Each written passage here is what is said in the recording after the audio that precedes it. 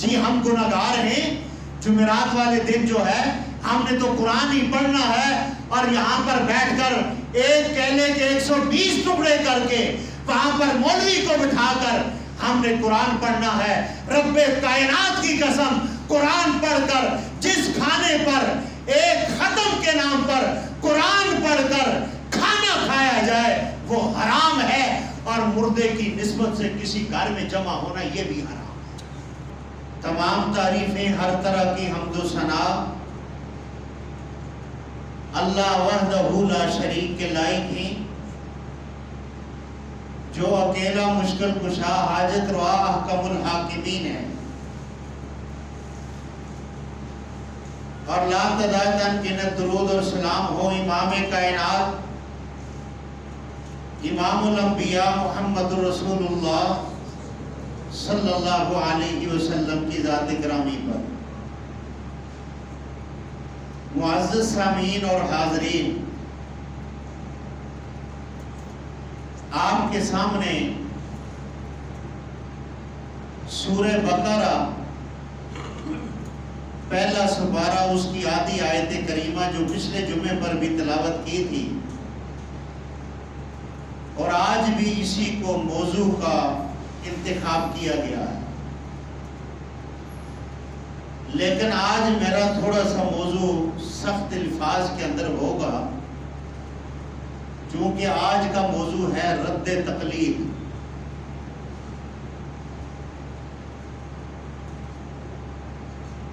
رد تقلید کے لیے میں بہت دفعہ پہلے بھی بیان کرنا چاہتا تھا، لیکن ہمارے بھائیوں کا کچھ مزاج برداشت کرنے کا نہیں ہوتا، لیکن آج انشاءاللہ آپ کے سامنے اس موضوع پر بات کی جائے گی۔ میرے بھائیوں،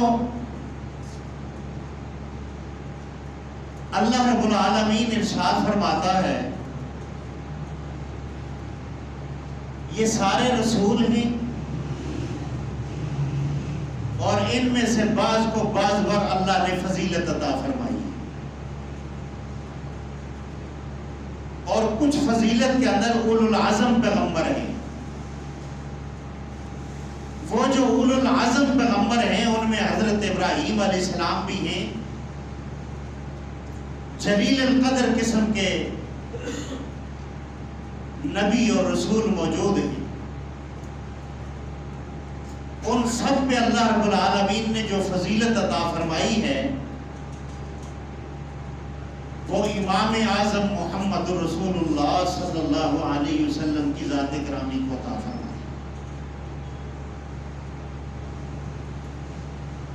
میرے بھائیوں، نبی اکرم صلی اللہ علیہ وسلم سے مسلم شریف کی پہلی احادیث مبارکہ ہے، اور اس کے اندر یہ بات واضح ہے، اور بخاری کے اندر بھی موجود ہے جو میں کرنے لگا۔ ایک صحابی رسول اٹھے اور کہنے لگے، اے اللہ کے نبی صلی اللہ علیہ وسلم، آپ کو اپنی فضیلت کے بارے میں کیسے پتا چلا کہ آپ اتنی فضیلت والے ہیں؟ آپ نے آج میرے الفاظ جو ہیں ان کو کوٹ کرنا ہے۔ آپ نے فرمایا کہ میں سویا ہوا تھا، آسمان سے 2 فرشتے نازل ہوتے ہیں، ایک دنیا آسمان اور زمین کے درمیان میں رک جاتا ہے، اور ایک فرشتہ زمین پر میرے پاس آ جاتا ہے۔ فرمایا کہ جو آسمان اور زمین کے درمیان رکتا ہے اس کے ہاتھ کے اندر ترازو ہوتا ہے، اور اس ترازو کو وہ آسمان سے لٹکاتا ہے زمین پر، اور زمین والا فرشتہ مجھے ترازو کے ایک پلڑے میں ڈالتا ہے۔ میرے ساتھ ایک آدمی کو ڈالا گیا، میرا پلڑا بھاری تھا، پھر فرمایا کہ 10 کو ڈالا گیا، میرا پلڑا بھاری تھا، یہ واقعہ لمبا ہے لیکن میں مختصر کر کے آپ کو سمجھانے کے قریب لانا چاہتا ہوں۔ اوپر والے فرشتے نے یہ کہا کہ دوسرے پلڑے میں سارے انبیاء، سارے رسول، سارے زمین اور آسمان کو پلڑے میں ڈال دیں، یہ وہ ہستی ہیں محمد رسول اللہ صلی اللہ علیہ وسلم جن کا پلڑا پھر بھی بھاری رہے، آپ کا وزن دوبارہ بھی بھاری رہے گا۔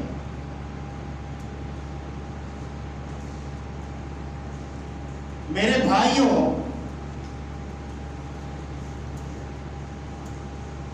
نبی اکرم صلی اللہ علیہ وسلم اور کوئی پیغمبر دنیا پر ابھی مبعوث نہیں ہوا۔ اللہ رب العالمین نے سورہ آل عمران وَإِذْ أَخَذَ اللَّهُ مِيثَاقَ النَّبِيِّينَ،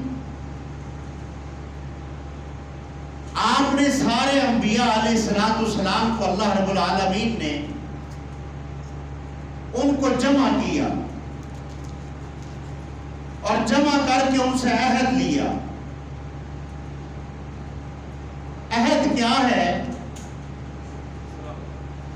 کہ تمہاری نبوت اور تمہاری رسالت جو میں نے تمہیں عطا کرنی ہے، تمہارے پاس کتاب بھی ہوگی، تم صاحب شریعت ہوگے۔ فرمایا اگر تمہارے کسی کے دور کے اندر اگر میرا نبی محمد رسول اللہ صلی اللہ علیہ وسلم تشریف لے آئیں تو آپ نے کیا کرنا ہے؟ آپ نے اپنی نبوت کو، اپنی رسالت کو، اپنی کتابوں کو، اپنی شریعت کو بند کر کے رکھ دینا ہے۔ آپ نے لَتُؤْمِنُنَّ، ان پہ ایمان بھی لانا ہے، وَلَتَنْصُرْنَ، اور ان کی مدد بھی کرنی ہے، ان کے دستے بازو بننا ہے۔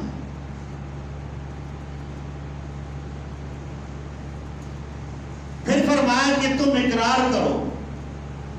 پہلے پوچھا کیا تم میرے اس عہد پہ قائم ہو؟ کہا ہاں ہم قائم ہیں۔ کہا پھر اقرار کرو۔ قالوا اقررنا، انہوں نے اقرار کیا۔ کہا پھر تمہارے اقرار اور گوئی پر میں بھی گوئی دیتا ہوں، لیکن تم نے قائم رہنا۔ سورہ آل عمران آیت نمبر 81،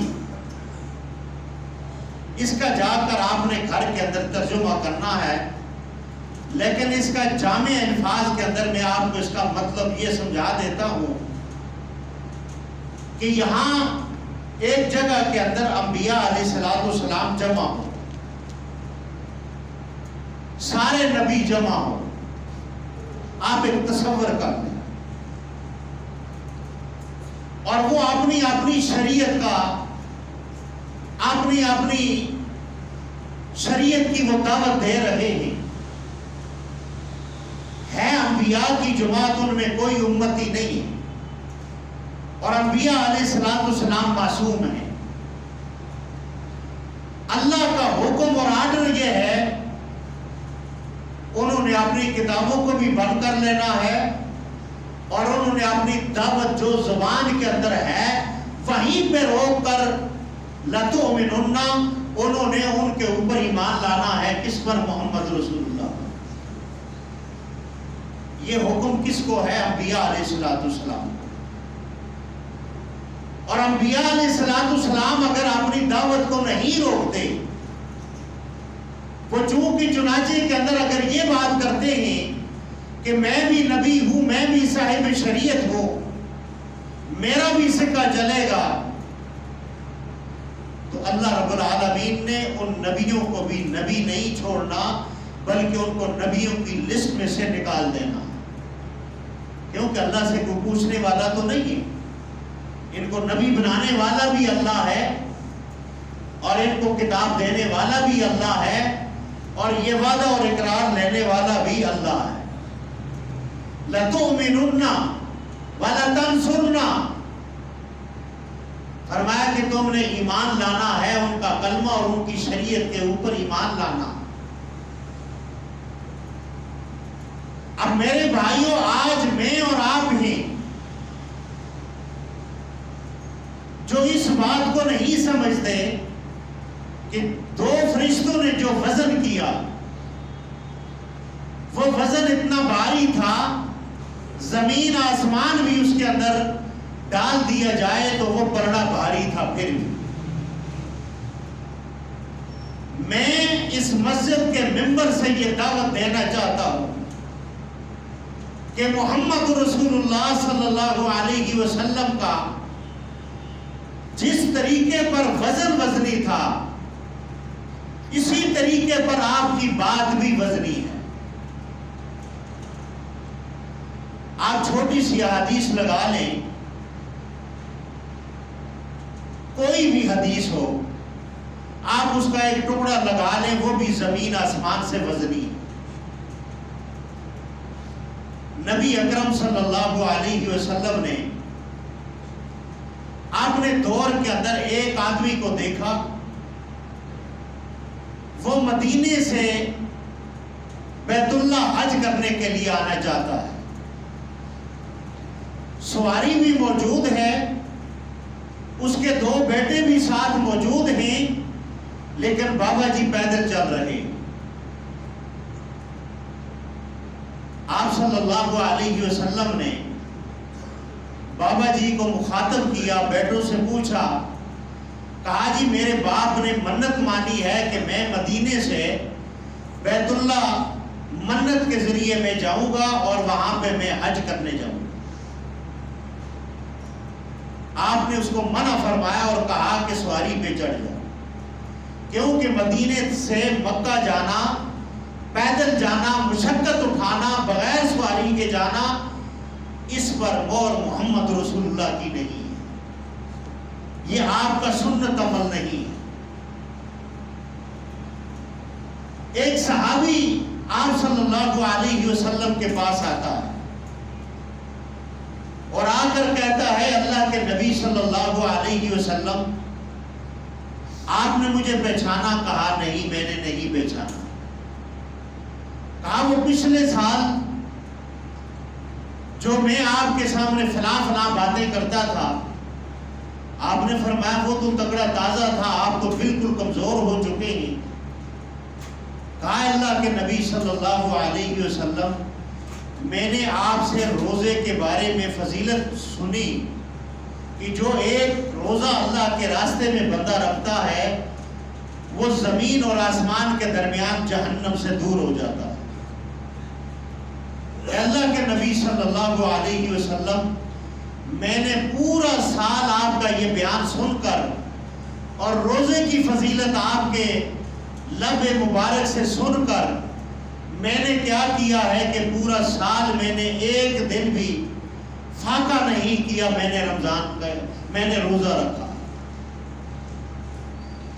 دیکھیں پورا سال روزہ رکھنا، اور ایک روزے کی فضیلت کیا ہے کہ اللہ اس بندے کو زمین اور آسمان کے درمیان جتنا خلا ہے اتنا اللہ جہنم سے دور کر دیتے ہیں. اور اس نے فضیلت کو سن کر نیت اچھی ہے، اس نے کیا کیا کہ اس نے پورے سال کے روزے رکھنے شروع کر دیے اور کمزور ہو گیا. آپ نے اس کی بات کو سن کر شاباش نہیں کہا، یہ نہیں کہا کہ تو نے نیکی کا کام کیا ہے، بلکہ آپ نے یہ فرمایا کہ تو نے روزے نہیں رکھے، تو نے اپنے اوپر ظلم کیا ہے، چونکہ یہ طریقہ محمد رسول اللہ کا نہیں. اس سے معلوم یہ ہوا کہ اللہ رب العالمین کو مشقت نہیں دیکھنی، اللہ نے اپنے بندے کے اعمال کا وزن دیکھنا ہے جو محمد رسول اللہ کی سنت کے مطابق ہو. قیامت والے دن اعمال کو گنا جائے گا، ان کو ترتیب سے گنا جائے گا. گننے کے بعد اسی اعمال کو اللہ حکم فرمائے گا اس کو ترازو پہ رکھ دو. اور جب ترازو پہ رکھ دیا جائے گا تو میرے بھائیوں پھر معاملہ یہ ہوگا، اس کے اندر اگر وزن نہیں ہوگا اور محمد رسول اللہ کی مہر نہیں ہوگی تو میرا رب العالمین ان اعمال کو رد فرما دے گا. کیوں؟ میرا رب یہ کہے گا کہ میں نے دنیا کے اندر تمہیں میں نے ایک نقشہ عطا کیا تھا، وہ نقشہ محمد رسول اللہ کا تھا، تمہارے اعمال اور وزن ان کے وزن کے مطابق نہیں.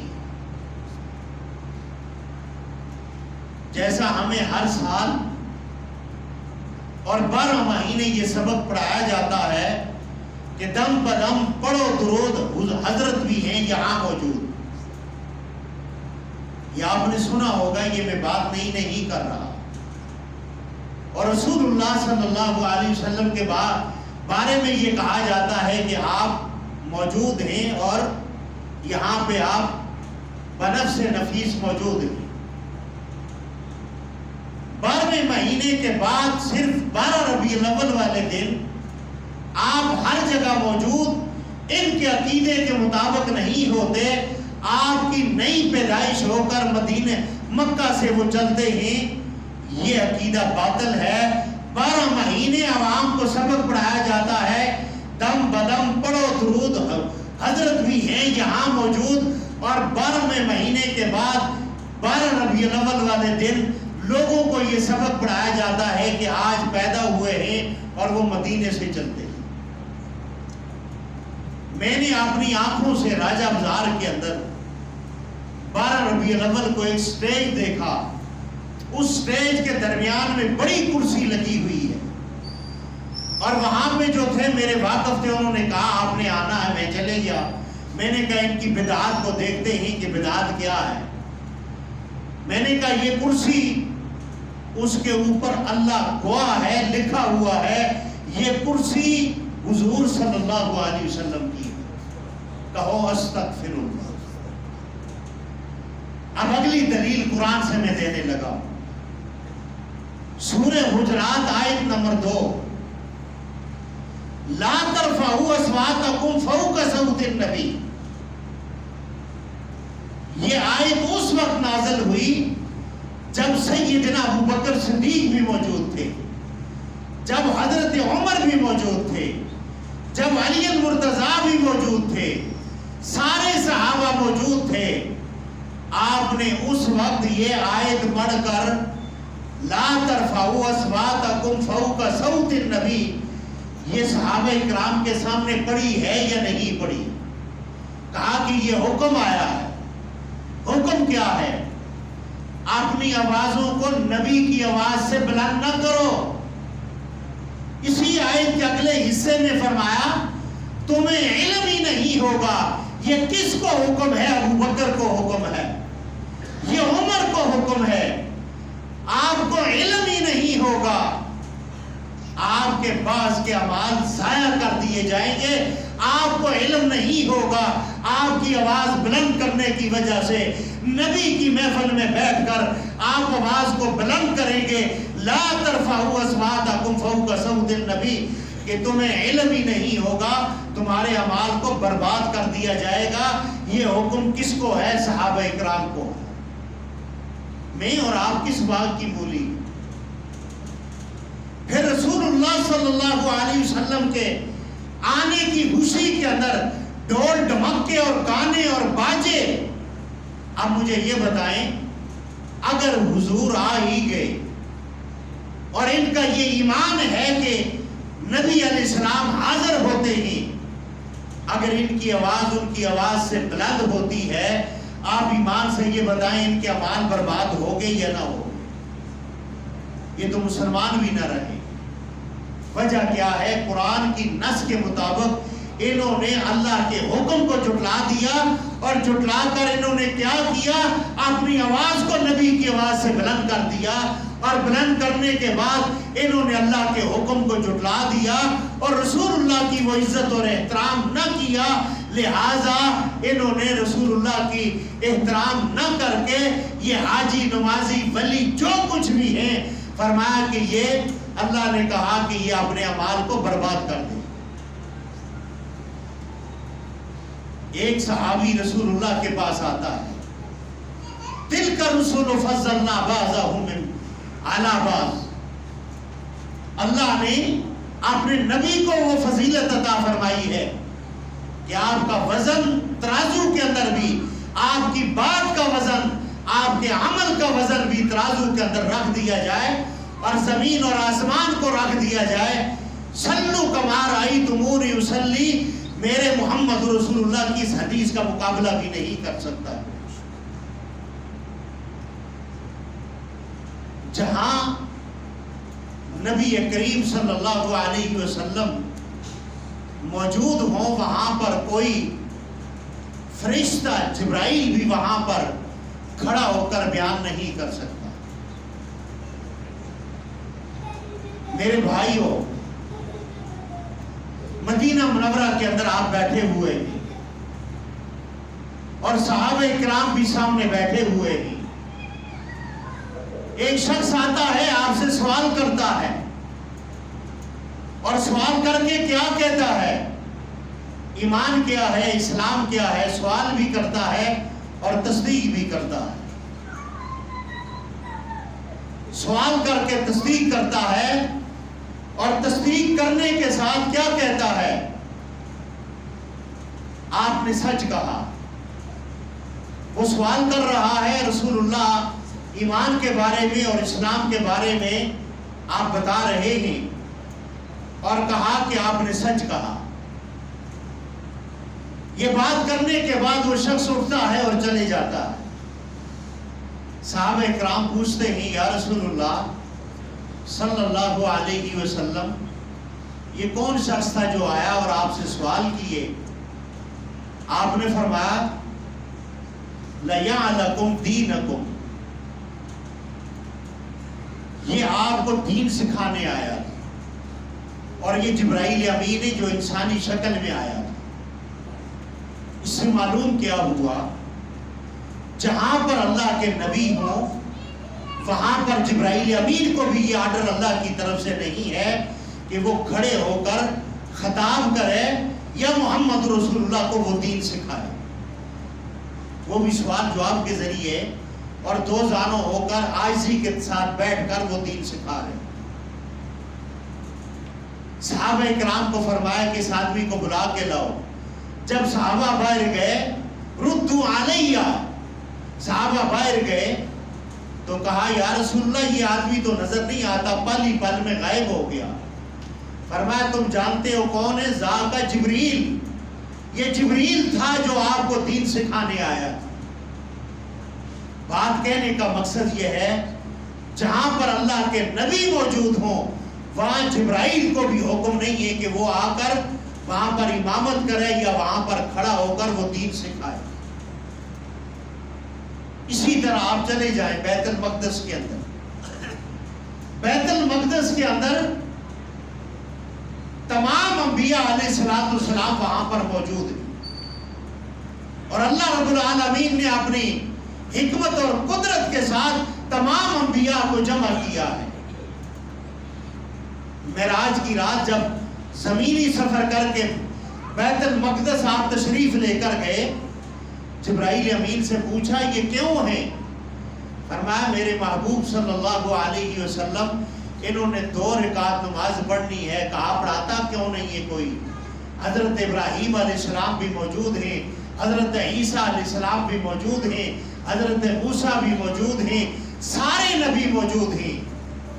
جبرائیل نے آپ کا بازو مبارک پکڑا اور مصلی پہ کھڑا کر دیا۔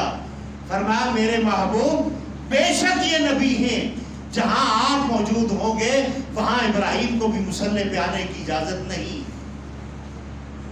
جہاں آپ موجود ہوں گے آپ نے ان کی امامت کرنی ہے، انہوں نے آپ کا مقتدی بننا ہے۔ وَإِذْ أَخَذَ اللَّهُ مِيثَاقَ النَّبِيِّينَ لَمَا آتَيْتُكُم مِّن كِتَابٍ وَحِكْمَةٍ، آپ نے ان کو نماز پڑھانی ہے اور ان کو اپنا امتی بنانا ہے۔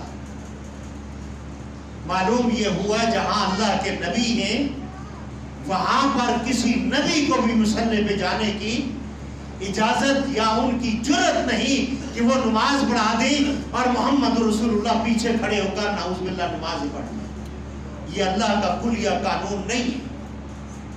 میرے بھائیوں، آپ اگر اپنا گھر بناتے ہیں، اپنے گھر کا دروازہ 10,000 کا بنائیں اور جا کر آرڈر دیتے ہیں اور اپنی اہلیہ محترمہ کو بھی آپ اس کا نقشہ بتاتے ہیں، سائز بتاتے ہیں، اور ہوم حکومت آپ کو اجازت دیتی ہے یہ مکان، یہ دروازہ اس طریقے پہ بنانا ہے، آپ جا کر وہاں اس کا ماڈل دیتے ہیں، وہاں پر وہ دروازہ بنتا ہے، لینے جب جاتے ہیں وہ اس سے خوبصورت بنا دیتا ہے اور موٹا بھی بنا دیتا ہے، تھوڑا سا بڑا بھی کر دیتا ہے، مٹیریل تو اس کا لگا ہے، اور آپ اس سے پوچھتے ہیں میرا دروازہ کہاں ہے، اور آپ کی ہوم منسٹری نے بھی اس کو پاس کیا ہوا ہے۔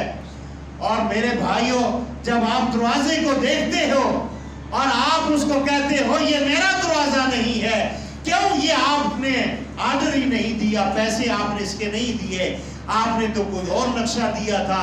اب وہ کہتا ہے یہ خوبصورت بھی ہے اور یہ تو اس پر مٹیریل بھی زیادہ لگا ہے، اس پر مشقت بھی زیادہ ہے، اور یہ آپ لینے والے کیا کہتے ہو؟ ہمیں مٹیریل سے نہیں، خوبصورتی سے نہیں، جو ماڈل ہم نے دیا ہے وہی ہمیں چاہیے۔ یہ بات آپ کہیں گے یا نہیں کہیں گے؟ آپ مکان بناتے ہیں اور مکان کے اندر آپ ایک نقشہ آپ ٹھیکیدار کو دے دیتے ہیں، لَقَدْ كَانَ لَكُمْ فِي رَسُولِ اللَّهِ أُسْوَةٌ حَسَنَةٌ، اور ٹھیکیدار نے کیا کیا؟ دروازے کو ذرا خوبصورت کر کے اچھے ڈیزائن کے اندر تھوڑا سا بڑا کر دیا، چوڑا کر دیا یا چھوٹا کر دیا۔ آپ مجھے یہ بتائیں یہ نقصان آپ ٹھیکیدار کی گردن میں ڈالیں گے یا نہیں ڈالیں گے؟ کیونکہ جو آپ نے نقشہ دیا تھا وہ نہیں ہے۔ اسی طریقے پر اللہ نے آپ کو اور مجھے جیسے 10,000 کا موبائل لیتے ہیں، اس کے ساتھ ایک کتابچہ ملتا ہے، کمپنی دیتی ہے، اسی طریقے پر میں اور آپ اللہ کی فیکٹری کے اندر بن کر آئے، اور 3 اندھیروں کے اندر اللہ نے بنایا، یخلقکم فی بطون امہاتکم، اور اللہ نے 3 اندھیروں کے اندر ہمارا نقشہ کھینچا، ماں کے پیٹ کے اندر خوبصورتی کھینچی، کھینچنے کے بعد اللہ نے مجھے اور آپ کو ایک کتابچے کی صورت میں قرآن دیا۔ اس طریقے پر آپ نے دنیا پہ زندگی بسر کرنی ہے، اور ایک چلنے کے طریقے پر، بیٹھنے کے طریقے پر 24 گھنٹے ہم نے کیسے استعمال ہونا ہے، محمد رسول اللہ کی سنت عطا فرما دی۔ اس کے باوجود بھی آپ نے وہ سارا نقصان مکان کا آپ نے ٹھیکیدار کی گردن میں ڈالنا ہے، اور یہ جو 10,000 کا دروازہ بنایا آپ قبول نہیں کریں گے۔ میرا رب یہ کہتا ہے کہ کل میدان محشر پر جب آپ آؤ گے، دنیا پر جو اعمال کرو گے وہ اعمال کرنے کے بعد وہاں پہ گنے بھی جائیں گے، وہاں پہ ترازو میں بھی رکھا جائے گا، وَالْوَزْنُ يَوْمَئِذٍ الْحَقُّ، وہاں کسی کے ساتھ زیادتی نہیں کی جائے گی۔ مجھے یہ بتائیں ہمارے اعمال میں وہ وزن ہوگا جو محمد رسول اللہ کا وزن کیا گیا، اور ایک پلڑے میں محمد رسول اللہ کو ڈالا گیا اور دوسرے پلڑے میں زمین آسمان کو بھی ڈال دیا جائے تو محمد رسول اللہ کا پلڑا بھاری ہوگا۔ اسی طرح آپ کی بات کا بھی یہی وزن ہے۔ اور آپ نے بیت المقدس کے اندر تمام انبیاء علیہ السلام کی امامت کروائی۔ یہاں سے سبق یہ ملتا ہے کہ جہاں محمد رسول اللہ ہوں گے، بے شک ابراہیم علیہ السلام آگ میں پھینکے گئے ہوں، بے شک آرے کے نیچے کسی کو چیر دیا گیا ہو، کسی کو قتل کر دیا گیا ہو، کسی کو زمین کے اندر زندہ درگور دفن کر کے اوپر امت ناچنے اور کودنے لگ جائے، میرا رب کہتا ہے میں اس کی پرواہ نہیں کرتا۔ جہاں میرا محمد ہوگا وہاں پر ابراہیم بھی مصلی پہ جانے کی اجازت نہیں۔ آج پھر پاکستان کا جو مولوی ہے اس کی اتنی جرت ہے، وہ رسول اللہ کو حاضر بھی مانتا ہے اور مصلی پہ نماز بھی پڑھاتا ہے، پھر شاعر یہ کہتا ہے دو رنگی چھوڑ دے یک رنگ ہو جا، یا سراسر موم ہو جا یا سنگ ہو جا، یا تو پھر منافقت کے ساتھ کھڑا ہو جا یا پھر کافروں کے ساتھ کھڑا ہو جا۔ اسلام کے اندر آئے گا تو ایک ہی رائے ہوگی۔ آج صحابہ اکرام کہتے ہیں کہ رسول اللہ دنیا سے چلے گئے، اب اسی مولوی کا جس کا عقیدہ ہے اس سے آپ یہ سوال کریں رسول اللہ کی عمر مبارک کتنی تھی، وہ کہے گا 63 برس تھی، لیکن اس کا ایمان کیا ہے؟ وہ یہاں پر حاضر ہیں اور مصلی پہ خود کھڑا ہوتا ہے۔ اس سے یہ سوال پوچھا جائے کیا محمد رسول اللہ نماز پڑھتے ہیں؟ اگر پڑھتے ہیں تو نعوذ باللہ اس غلیظ انسان کے پیچھے پڑھتے ہیں جس کو سیدھا وضو کرنا بھی نہیں آتا، اور خالی پگڑی اور بڑا ترترا لگانے سے مولوی نہیں بنتا۔ مولوی اور العلماء ورثۃ الانبیاء بنتا ہے۔ انبیاء کی جو وراثت ہے دین اور علم، اس کو تقسیم کرنے سے العلماء ورثۃ الانبیاء میں آتا ہے، ورنہ علماء سو میں یہ آئے۔ ایک نبی کریم صلی اللہ علیہ وسلم نے ان اللہ و ملائکتہ یصلون علی النبی یا ایھا الذین آمنوا صلوا علیہ وسلموا تسلیما۔ یہ آیت مبارکہ جب نازل ہوئی آپ نے کہا کہ آپ درود پڑھو، اور فرشتے بھی پڑھتے ہیں، اللہ اس کے اوپر جو ہے رحمت بھیجتا ہے درود پڑھنے والے کے بارے میں۔ ایک صحابی کھڑا ہوتا ہے اور کھڑا ہو کر کہتا ہے اللہ کے نبی صلی اللہ علیہ وسلم ہمیں یہ بتائیں کہ درود کیسے پڑھا جائے، درود کس کو کہتے ہیں؟ اللہ کے نبی صلی اللہ علیہ وسلم نے اس کو بتایا کہ درود ابراہیمی اللہم صلی علی محمد وعلی آل محمد کما صلیت علی ابراہیم وعلی آل ابراہیم انک حمید مجید۔ آپ نے یہ درود بتایا، صحابہ اکرام نے اس درود کو پڑھنا شروع کیا۔ اب اگر آج کے مولوی کے سامنے یہ درود پڑھا جائے تو مولوی ہم جیسے مولویوں کو کیا کہتے ہیں؟ کہتے ہیں یہ درود کو نہیں مانتے، یہ نعوذ باللہ گستاخ ہے۔ اب اس کے سامنے درود یہ پڑھا جائے الصلاۃ والسلام علیک یا رسول اللہ وعلی آلک واصحابک یا حبیب اللہ، جب یہ پڑھا جائے تو وہ مولوی کہے گا اب یہ سیدھے راستے پہ آیا، یہ درود کو مانتا ہے۔ اللہ کی عزت کی قسم الصلاۃ والسلام علیک یا رسول اللہ یہ فیصلہ آبادی درود ہے، یہ عربی درود نہیں ہے۔ یہ سب سے پہلے فیصلہ آباد کے مولوی نے اس کو ایجاد کیا۔ پھر علی کا لفظ جو ہے یہ لفظ تو ہے، اصل کیا ہے؟ الصلاۃ والسلام علی رسول اللہ ہے۔ لیکن آج مولویوں نے درود میں اختلاف، نماز میں اختلاف، رفع الیدین میں اختلاف۔ میرے بھائیو، اللہ کے نبی صلی اللہ علیہ وسلم نے جو شروع میں نماز پڑھی آخری دم تک آپ رفع الیدین کرتے رہے اور سینے پہ ہاتھ باندھتے رہے۔ اب ہم یہ کہتے ہیں کہ جو امام ہیں ہمارے ان کی تو بڑی فضیلت ہے، یہاں تو اللہ بتا رہا ہے تلک الرسل فضلنا بعضهم علی بعض منہم من کلم اللہ، فرمایا کہ بہت نبی ایسے ہیں، بعض نبی جن کے ساتھ اللہ زمین کے اوپر کلام کرتا رہا ہے۔ اے امت محمد رسول اللہ، تمہیں یہ اعزاز حاصل ہے تمہارے نبی کو اللہ نے ساتوں آسمان پہ بلا کر، اور آسمان کے اوپر اللہ ہم کلام ہوا اور براہ راست ہم کلام ہوا۔ آپ کے اور اللہ کے درمیان کوئی فرشتہ عائل نہیں تھا۔ آپ نے جس طرح زمین پہ موسیٰ علیہ السلام سے کلام کیا، اسی طریقے پر اللہ نے محمد رسول اللہ سے کلام کیا۔ لیکن اگر یہ کہا جائے کہ معراج کی رات رسول اللہ صلی اللہ علیہ وسلم نے اللہ کو دیکھا ہے، تو ماں جی عائشہ صدیقہ فرماتی ہیں اس نے جھوٹ بولا ہے، وہ کذاب ہے، اللہ کو کوئی نہیں دیکھ سکتا۔ لا تدرکہ الابصار ولا یدرکہ الابصار، میرا رب قرآن میں کہتا ہے پوری کائنات والوں کی آنکھیں جمع ہو جائیں وہ مجھے نہیں دیکھ سکتی، اور پوری کائنات والے والے جمع ہو جائیں، میری آنکھ انہیں دیکھ سکتی ہے پردے کے پیچھے سے۔ جس کا یہ عقیدہ ہو کہ معراج کی رات اللہ کے نبی نے اللہ کو دیکھا ہے، وہ کذاب ہے، وہ جھوٹا ہے، اس کے بارے میں آپ یہ کہہ سکتے ہیں یہ کذاب ہے، یہ فتویٰ دینے والی میری ماں اور آپ کی ماں حضرت عائشہ صدیقہ سلام اللہ ہے۔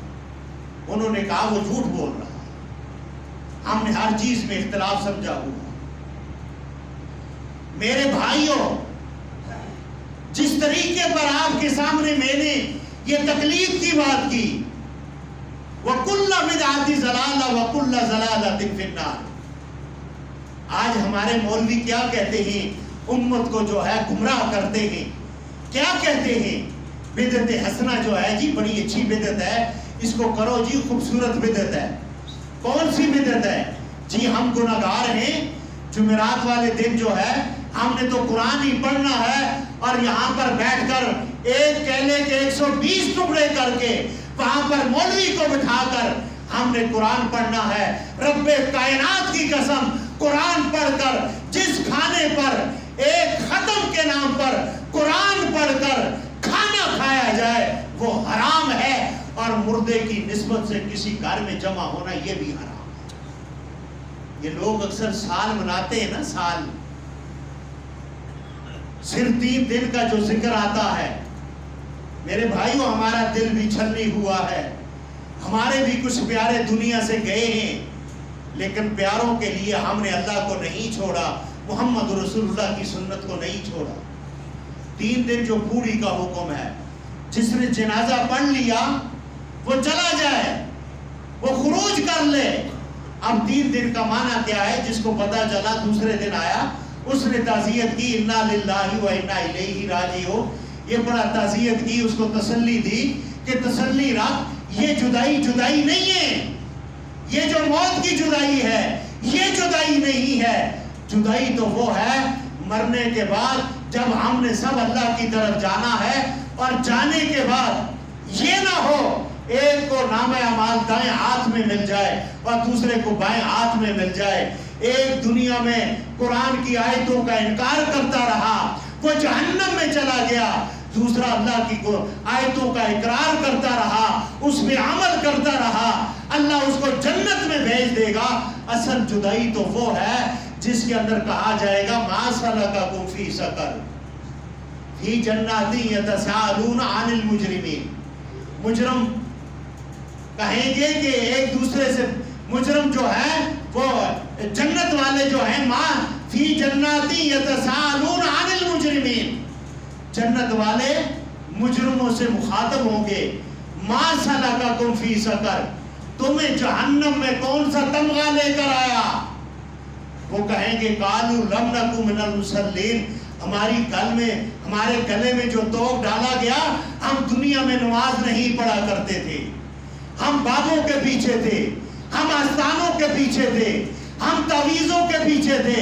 جب ایک طرف اللہ قرآن میں کہتا ہے تمہارے اوپر کوئی مصیبت آئے تم نماز کے ذریعے کیا کرو؟ میری مدد حاصل کرو، دوسری طرف ہم انکار کر کے ہم کس طرف بابوں کے پیچھے بھاگتے ہیں، اور نعوذ باللہ ہمارا عقیدہ بدبودار بنتا ہے۔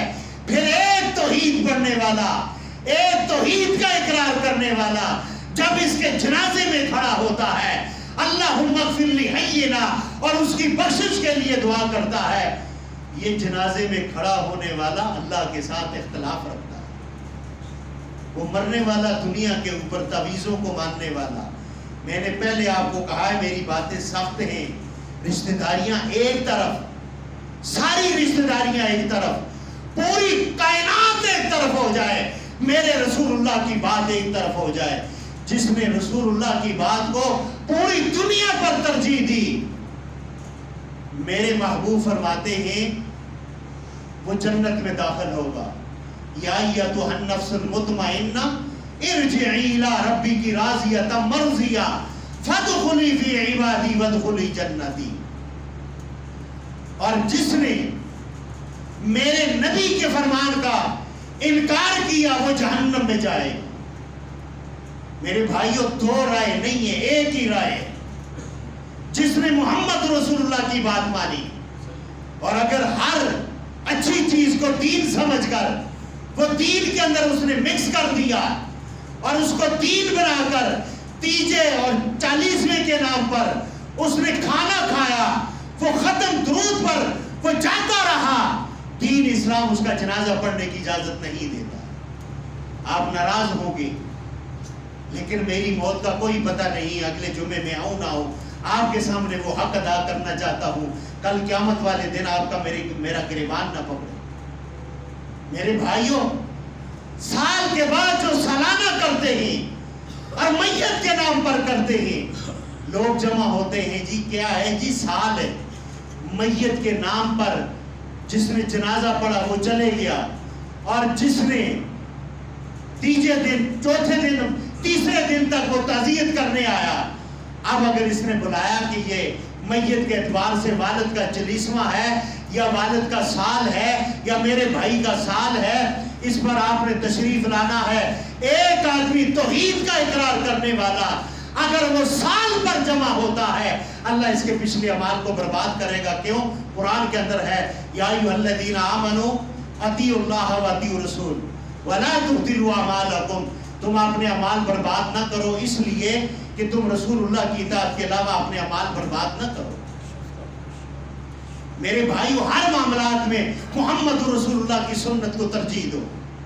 अगर रसूलुल्लाह की सुन्नत को तरजीह नहीं दोगे, आखिरी बात में कर दूं, हजरत इमरान रजी अल्लाह ताला अन्हु दरसे कुरान दे रहे थे, और दरसे कुरान के अंदर आपने फरमाया अल हयाउ निस्फुल ईमान, और एक आदमी ने खड़े होकर कहा, उसने बात क्या कही, कहा कि रसूलुल्लाह फरमाते हैं अल हयाउ निस्फुल ईमान, कि हया निस्फ ईमान है। एक आदमी खड़ा होकर कहने लगा, मैंने ये बड़ी बड़ी किताबों के अंदर भी पढ़ा है, बड़े बड़े लोगों ने पढ़ा है, लिखा है कि हया निस्फ ईमान है।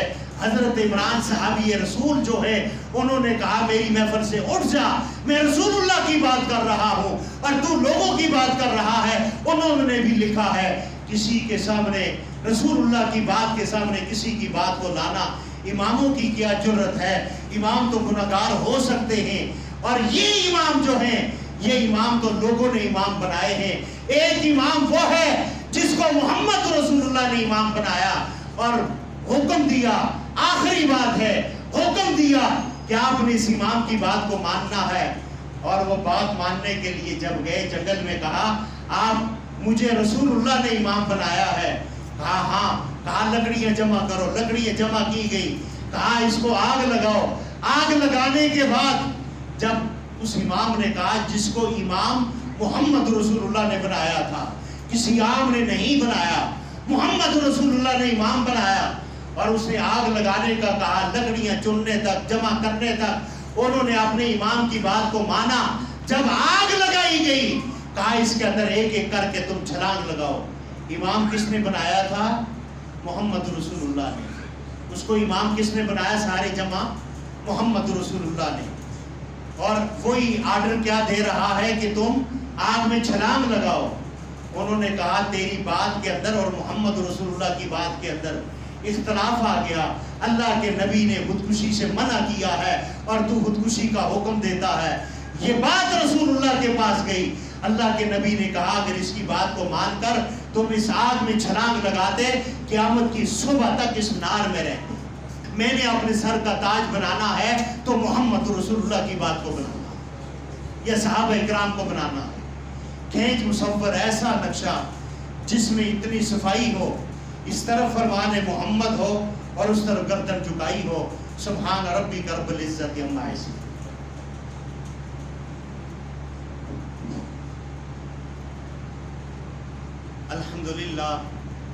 अल्हम्दुलिल्लाहि हम्दन कसीरन कमा अमर।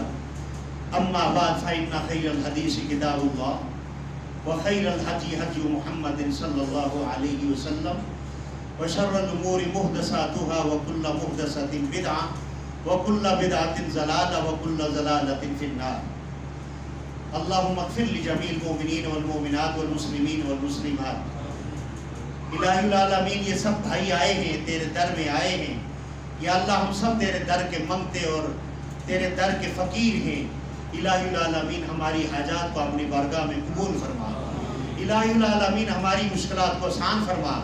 یا اللہ میری مائیں بہنیں بیٹیاں آئی ہیں، یا اللہ ان کی دلی مراد کو پورا فرما۔ الہی العالمین ہماری آرزو ہے اہدنا الصراط المستقیم، الہی العالمین ہمیں صراط مستقیم پہ چلنے کی توفیق عطا فرما۔ الہی العالمین بیماروں کو شفا عطا فرما، یا اللہ تنگ دستوں کی تنگ دستیاں دور فرما، یا اللہ بے روزگاروں کو روزگار عطا فرما۔ الہی العالمین ہمارا خاتمہ بالایمان فرما۔ الہی العالمین جو بیماروں کا علاج کراتے ہیں، الہی العالمین مانا احیاھا فکانما احیا الناس جمیعا، الہی العالمین انہیں پوری امت کو بچانے کا اجر اور توفیق عطا فرما۔ الہی العالمین ہماری مجبوریاں دور فرما، اے مشکل کشائے اللہ ہماری ہر حاجات کو پورا فرما، ہماری تنگیاں دور فرما، انسانی شیطانی شر سے محفوظ فرما۔ یا اللہ ہمارے پیاروں کی قبروں کو منور فرما، ہم نے اسی راستے پر جانا ہے، ہمارا خاتمہ بالایمان فرما۔ میرے بھائیوں، تقلید کسی امام کی بھی جائز نہیں ہے۔ آپ اپنا عبادت کا جو محور ہے، عبادت کا جو نقشہ ہے، وہ محمد رسول اللہ کے طریقے پر بنا دیں۔ یہ جو بدعت حسنہ ہے یا بدعت گمراہ ہے، ہر طرح کی بدعت جو ہے وہ گمراہی ہے، وہ جہنم میں لے کر جانے والی ہے۔ میری باتیں سخت ضرور ہیں، اور انشاءاللہ آئندہ جو جمعہ ہے اگر زندگی ہوئی تو انشاءاللہ بڑے اچھے موضوع پر لے کر آ رہا ہوں۔ آپ نے آنا ہے، جلدی آنا ہے، 12:20 پہ آپ تشریف لائیں۔ اللہ مجھے اور آپ کو دین اسلام سمجھنے کی توفیق عطا فرمائے۔